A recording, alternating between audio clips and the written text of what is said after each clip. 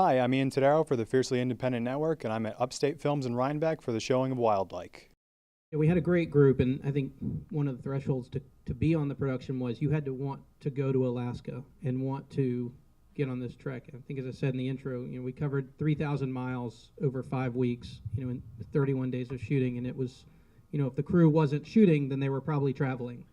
I felt it went great. This is, tonight was the fourth time we've screened it in front of a public audience. We had 3 screenings at the Hamptons International Film Festival, I think all of which went really well, and it seems to be the reactions that people would get very enthusiastic about the film, about the subject matter, about Alaska, about the beauty of it, about the relationship between Bart and Kinsey, and so I kind of expected that going in, and this audience definitely did not disappoint. I mean, it was a packed screening. Both screenings have been sold out for a few days, so that's great.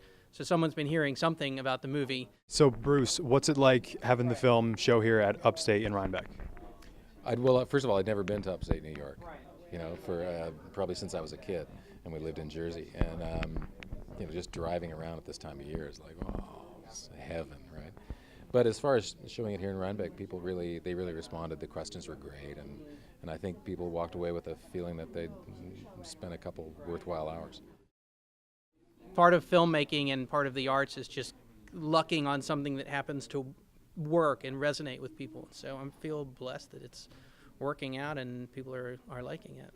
In terms of the geography being a character, it provides this huge physical context for these very large human problems. But then you pull back and you see in how small the characters are in this landscape, in spite of how large their problems appear.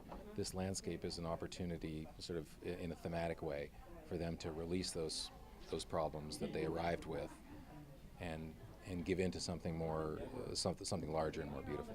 Well, I can tell you on one level, Fiercely Independent is making the movie sort of exactly as you want to make it.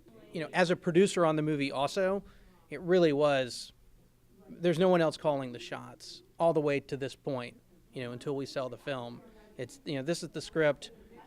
Fortunately, I practice filmmaking in that I study it, and I want criticism and reactions and to work and to change and make it better through the advice of people. But, as a team and as a director, we're making the product we want to make.